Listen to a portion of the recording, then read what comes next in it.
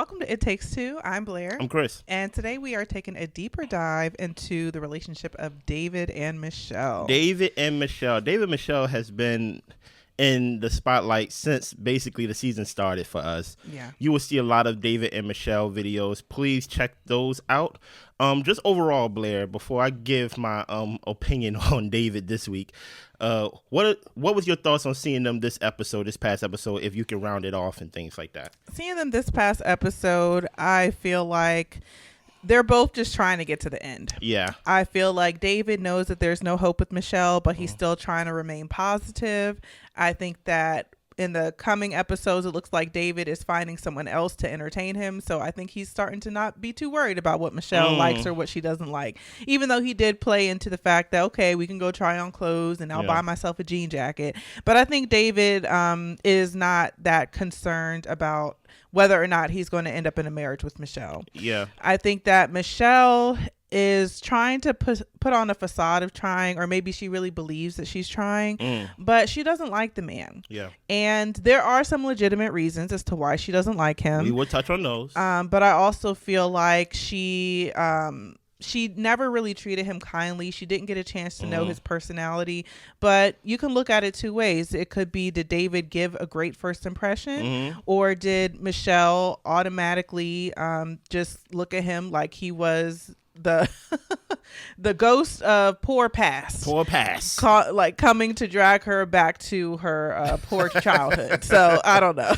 Oh man, I know in the episode I said I don't want to have a pour off, but I think I want to have a pour off. Okay. Here's my thoughts about David and Michelle. Even in that preview, David was basically saying that he wasn't texting nobody else. That text was for Michelle. I don't know. I don't believe it. My issue with Michelle, because in the last spotlight we did with Michelle and David, my wife Blair, she invited me on the hate train for Michelle because I was late. There's accountability train. Accountability. Yes, right? Accountability train. And I had to run, like, come on, please let me on. And now I think I'm jumping off that train. Oh. And I'm back on my the experts effed over Michelle train, right? Okay. I don't know if you remember, but I remember specifically after this episode. Well, let me give you some groundwork, right? They are in front of Dr. Pepper, and Michelle is putting on her best performance of "We're trying." You know what I'm saying? You know, we're trying. Look, we talked. They were like minutes. They were like, we talked. Yeah, we did talk. Whole minutes. Mind you, we are past the halfway point of Married at First Sight, right? And Dr. Pepper basically said, to paraphrase, hey, reassure her that you are that man for her, that like basically those fears of going back to a poor past won't happen. And then David said, well, you know, I'm up for a promotion, and if I get that promotion, I'll be making just as much as you or more. And I know the savings is not there. And I was like, wait a minute. What you mean the savings not there? You live with your mama. Yeah. I had to rewind that because I was laughing. Yeah, and I was like, he said what? He said, even though the savings is not there. Yes. But it will be. And right? I'm gonna be there right with you. I'm gonna be right there with you because you ain't gonna make no more money from this point until the time I catch up, right? And you ain't gonna get promoted from this point to the time I actually get promoted. And also she says something which I don't know what it is about Michelle with this like 2-bedroom flat or whatever, this like high-rise life that she don't even have herself. Right. You get what I'm saying? But I just want to go back to that. The savings is not there and the promotion is not guaranteed, right? Correct. I remember that episode where they had to invite their family or a friend for their housewarming. And David had a friend, right? I forgot his name, but I see his face, right? Yep. And when they was talking in that bedroom, Michelle and this friend was basically chastising her for basically saying, hey, do you rent? Oh, you rent? Well, you lost because, you know, you're losing money compared to David. He could save his money and he could go straight into a house. David confirmed, no, he cannot. Right. And he thinks he can do it in 2 years, but I'm not too convinced. No. Yeah. And the reason why I'm not convinced, because I remember talking like David when I was 17, when I was 18. These are people who are always about to. Right. And you know who had to snap me out of that? My big brother. My big brother, who is 16 years older than me. Because he gets, at that time, that's why I could see David, because I could see the forest for the trees. What are you doing today? How are you living today to actually show that you're making steps towards whatever you're about to do? And when we saw how he kept that basement, I was like, oh no, this is not like your place where you just in and out. This is literally your mother's basement. And I actually think they staged it to where you sleep downstairs, but really you sleep upstairs. Yeah. But based on everything I said about the promotion and the savings not being there, do you have anything to add before I continue on? Only thing I have to say is that it is frustrating a little bit. Yeah. If I were to think of how the question was posed to Michelle when Dr. Pia asked her, could you be with someone who is not exactly where they want to be financially, but they're working towards it. They live at home, but they have a plan to get out. That's a lot different than someone who appears to be comfortable. And I think that David appears to be comfortable. And I think that's the immaturity that Michelle sees and speaks of, is that you're saying that you're going to do all these things, but it doesn't seem like you have a sure plan. And it also doesn't seem like you're actually in the process of doing it. It's now that you've met Michelle, or now that you're in a marriage, that you feel like, okay, now I need to get my stuff together. It'd be nice if you would have done that before she came along. Please. So, and that's why I can look at it, even though Dr. Pepper was like, you need to get rid of that frame of immaturity you have for him. And I was like, no, that's the picture that he is. He's painting. He's honestly. painting. He keeps painting that. And this is where my gripe with Michelle is. I knew this day was coming. I knew the day was going to come when David kept talking about how he smokes, when David talked about how he lived with his mama, David talked about how he go get that tattoo removed, how David talked about how he go do this and how he go do this and he go do this and he go do that. Oh yeah, I got all this bar stuff down in the basement and it's worth thousands of dollars. If I want to sell it, I could. I knew David was basically selling these magic seeds, and I knew this day was going to come to where the truth come out that David is broke. He lived with his mama, and he's banking on a promotion more than the actual money that he makes yearly and things of that nature. And he may not even get that promotion. He said, if I get the promotion. You get what I'm saying? But I knew this day was going to come. And that's why I'm like, Michelle, all you had to do was be decent. Literally decent, right? I think, and I know some people may disagree, and guess what? You're open to disagree. I think Michelle knew everything that about David in the sense of the framework and the picture that David was painting about immaturity and things like that. And I do blame Dr. Pia and the experts, because when she went back to talk to Michelle during that matchmaking thing, she was specifically selling David. She wasn't talking in general. So you're selling a person to me, and I do agree with you, Blair, don't hit me, right? About, hey, you're grown, speak up, Michelle. If this is not something that you really don't want, you should have spoke up and said, I can't do this. Because the other woman who was on the show that was on the matchmaker, I think her name was Stephanie or something like that. Yeah, she was like, I need somebody where I'm at. And guess what? She didn't get chosen. Right. But that's good for her. Because imagine if a black woman would have got paired with David. She would have been like, nah, the living with your mama. But I think what happened with Michelle is that she have chosen not to show up decent and to criticize him in every aspect of his life. Even when it come down to talking, the man asked her on the honeymoon, "Hey, tell me about your father. Tell me about your family. Tell me like how you was raised." She's like, "Why?" Because in her eyes, she's like, "There's no way that you are going to like be with me and things like that. Like you're not worthy." That's why I really don't believe that she was as poor as she's trying to sell it.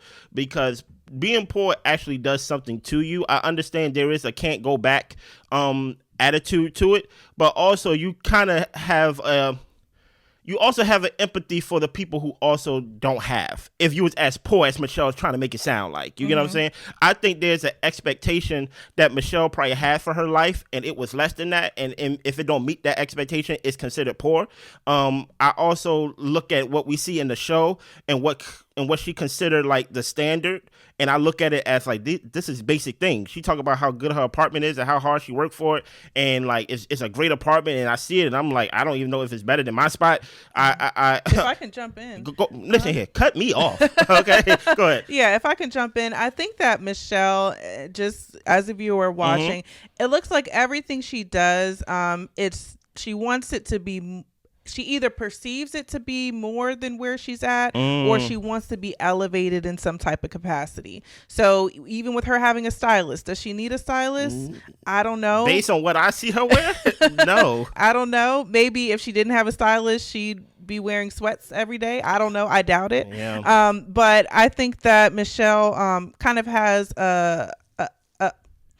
she wants to be perceived a certain type of way. Oh, help me with that, Blair. You know, and because she wants to be perceived a certain type of way, I think it goes beyond David not having enough to kind of meet her where she's at. I think it's more of a thing of, I want to be with the guy who has money. I want to be with the guy who is self-sufficient, not because it's comfortable for me, but I want to be able to be proud of saying who I'm with. Ooh. I don't want to have to explain to my family and friends the 2 jobs he works, or he's not here because he is, you know, working overnight and all these types of things. Like, she's just like, number one, she's totally just grossed out by the man.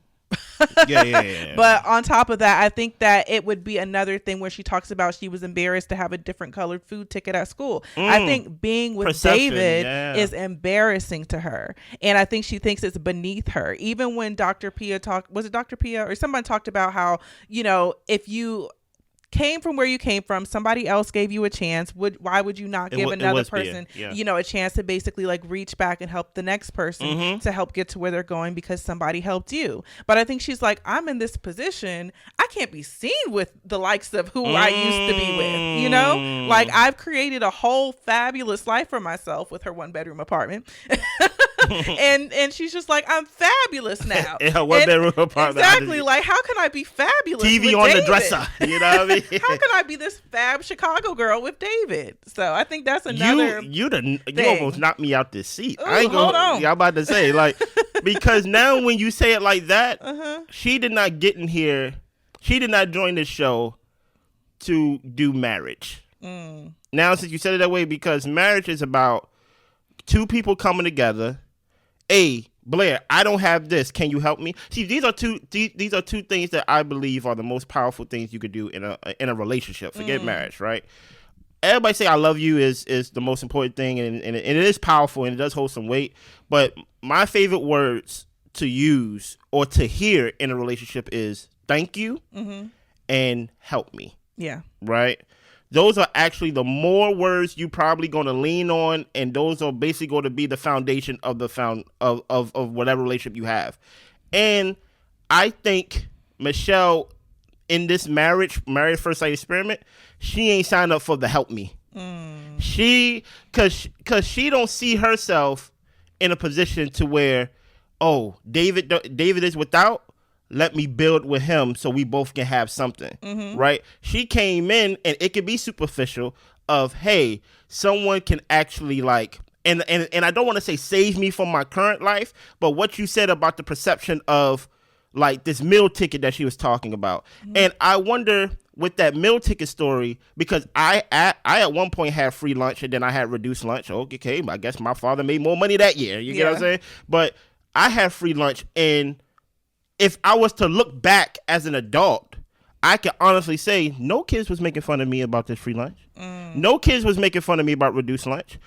Truth be told, we all was kids, and we all just wanted to talk to our friends and be at the lunch table. But I think if we going off of your theory, Blair, which I think is an excellent theory, she wants things as a perception of like, look at me, look at us, right? Look at how far I've come, right? So that's why, like, when it comes to this meal ticket, she was embarrassed, not because she was so poor, but because it may give her the perception that she was poor, and I don't want people to think I'm poor, right? Yeah. When it comes to even a dinner, right? And she don't want to be able to say, sorry, my husband couldn't make it because he have to work tonight and things like that. Like, whoa, he working this time of night? Yeah. Because usually people who work at that time of night usually are working those type of jobs that is not sufficient enough to basically, like, you know, cover unless you're a doctor, right? Because truth be told, if he was a doctor or a lawyer who's working at night, she'd just say he's a doctor. Yeah, he is a lawyer. But the fact that David, she have to say he work a second shift. Yeah, exactly. Yeah. Like that's something totally different. It gets off Amazon, right? So like and there's nothing wrong with Amazon because I used to work at Amazon, but I've been free from Amazon, right?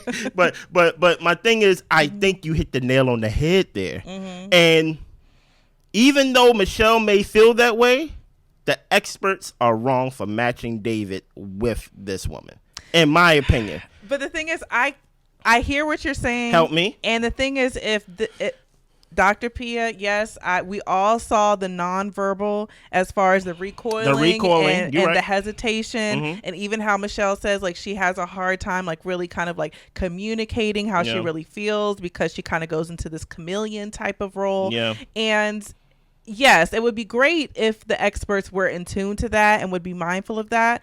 But I think they think that they're working with grown people who can communicate what they will or won't accept, and then basing their matches off of that. If we're to assume that they're trying to pick the best matches for people. So I think that that's why I don't put so much on the experts, because Michelle doesn't communicate clearly what she wants, and even when she is challenged, she just yeses people to death. So it's just kind of like, where are we to go from here? If you're not going to be honest about what your deal breakers are, and then you actually get the guy and you're mean to him, and then when we're trying to hold you accountable to do better, you want to shut down the conversation. It's just kind of like, there's not much we can do here. And a theory just came in my head, because I grew up poor as well, but it's kind of strange to say I grew up poor while at the same time saying that I grew up not needing anything. Right? My parents did a great job putting that illusion that we had everything. You get what I'm saying? Because I never went without. Even when it come to clothes, I was wearing hand-me-downs for years and things like that. Now, can you imagine wearing hand-me-downs, and the hand-me-downs is not coming from your siblings? Because my sister is 10 years older than me and my brother's 16 years older than me, so it's not his hand-me-downs. And I'm not wearing girl clothes. You get what I'm saying? So who clothes am I wearing? You get what I'm saying? But I think Michelle, based on what I've seen on this show, I'm just going to go with what I see on the characteristics. I think Michelle wants to not be seen as poor, or not want to be in that poor life, just so she could talk down on people who don't have. Because that's all I see her do to David. Right? So she want to be part of the other group of friends.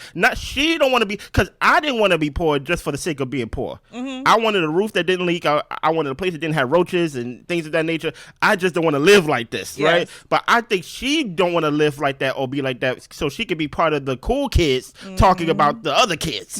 Because that's all she talked about, what David don't have. And guess what? It has been proven. I don't want it to be lost in translation.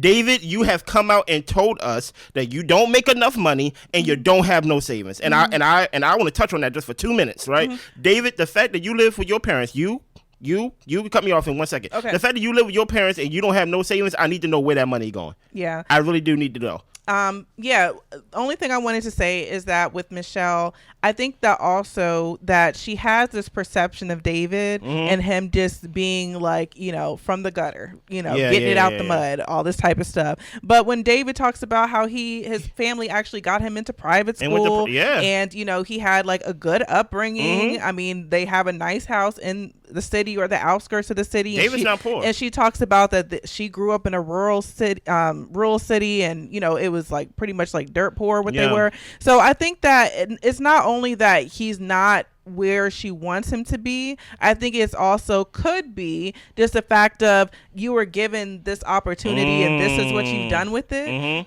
It's like you're 10 years behind me, but you had this head start, and look how far I've come with less than you. So I think that there's so many things and angles. Is that fair to say? It's not fair to say. Be nice to people. Be decent, right? Is it fair to think that when it comes to you being a wife and like you are with a spouse, is it fair to think that? Let's be honest.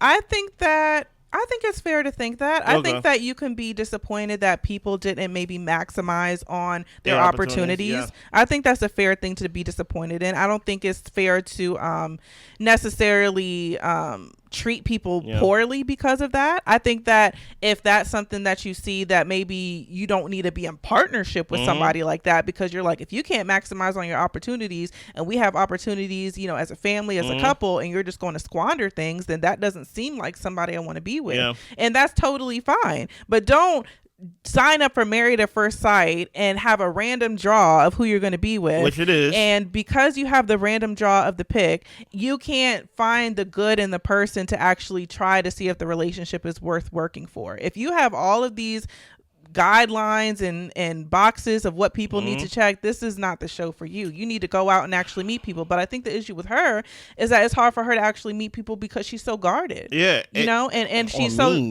judgmental, you know, and the thing is nobody has it all the way together, and she wants this millionaire type guy, is from what I'm thinking, and they're not into her.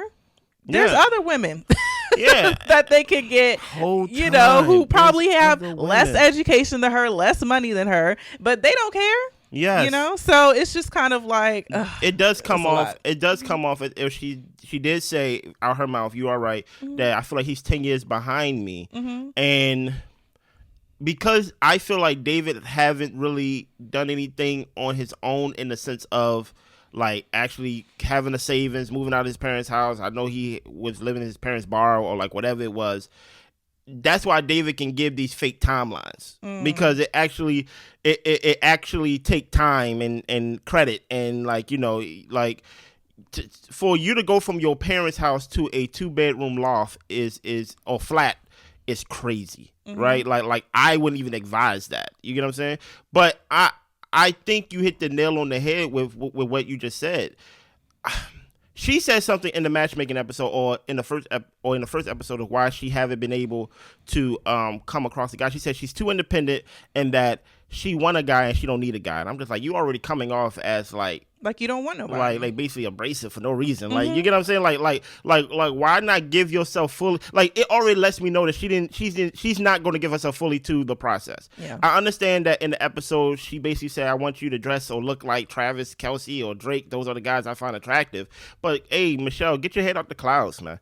Like David is not Drake. You know what I'm saying?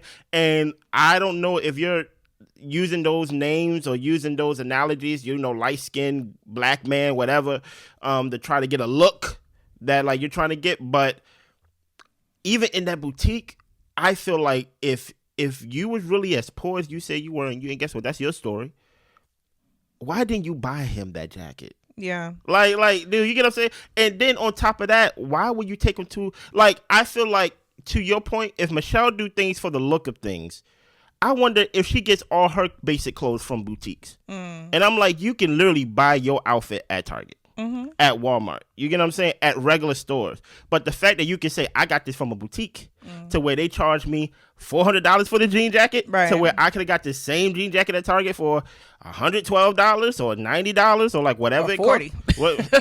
Depending which Target you go to, Walmart, whatever. Yeah. So I look at how she treats David, and I'm like, yeah, I think you just don't want to go back to being poor just for your benefit, so you could talk about people who don't have without. Even when David came to the dinner, she was like, is this your big outfit? Is this your dating outfit? Like is this what you come in? And I can see it from both perspectives. You get what I'm saying? Yeah. I think David has done a lot of I'm about to, and she has brought up to him that she doesn't like the way he dressed, right?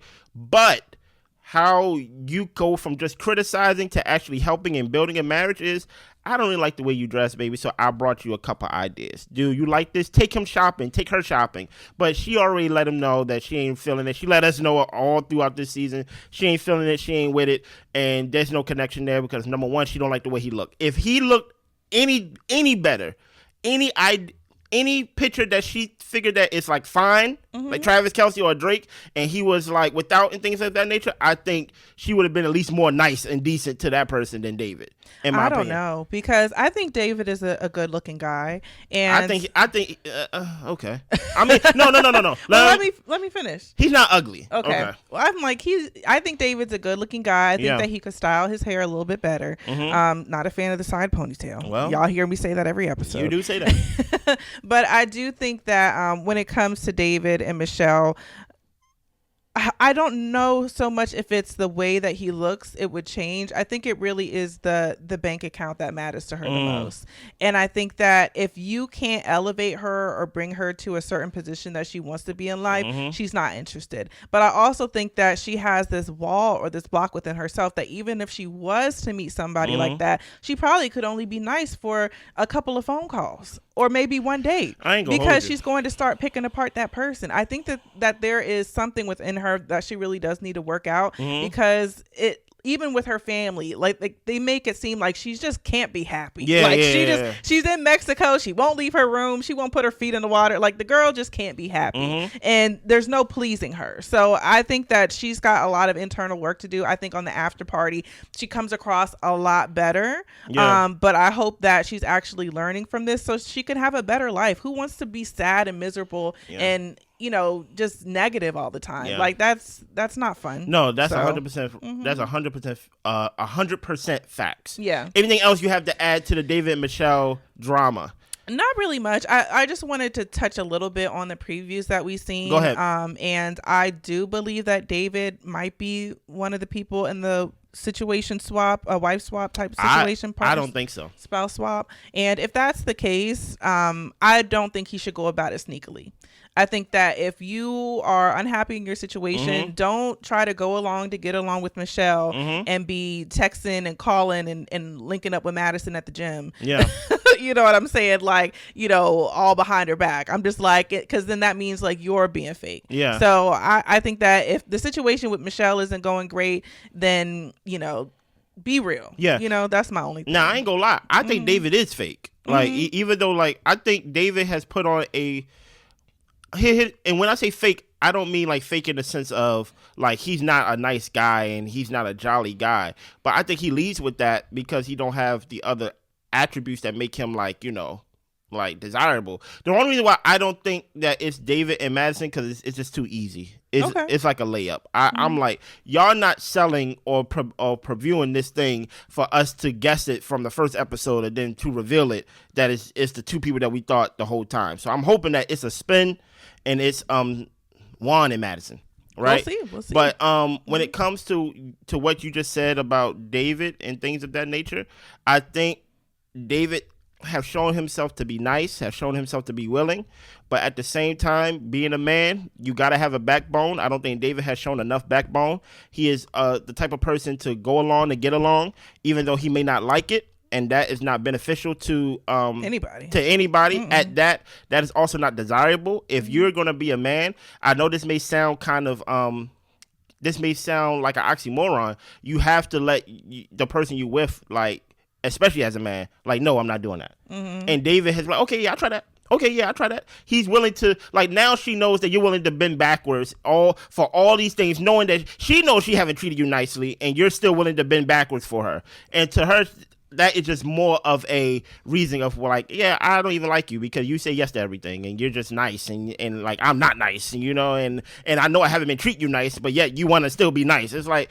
David haven't shown himself to have a backbone, and that comes with maturity as well. Yeah. Always going along to get along, that is a framework of immaturity as well, because even though Michelle's not speaking up for herself, David's telling us in the confessional, or telling us on the after party that he's feeling like a punching bag, but at the same time, you still over here bending backwards and going to these boutiques, spending probably more than your budget for a jean jacket that still look the same. Right. Truth be told, David came there dressed better than when he left out. Hello. In my opinion. You get what I'm saying? Like, 'cause I like the black t-shirt with like the chain and the pants. Like, yeah. I'm like, David look good right here. I thought he looked good. Right, you get what I'm saying? So, but I don't want to leave without on this note.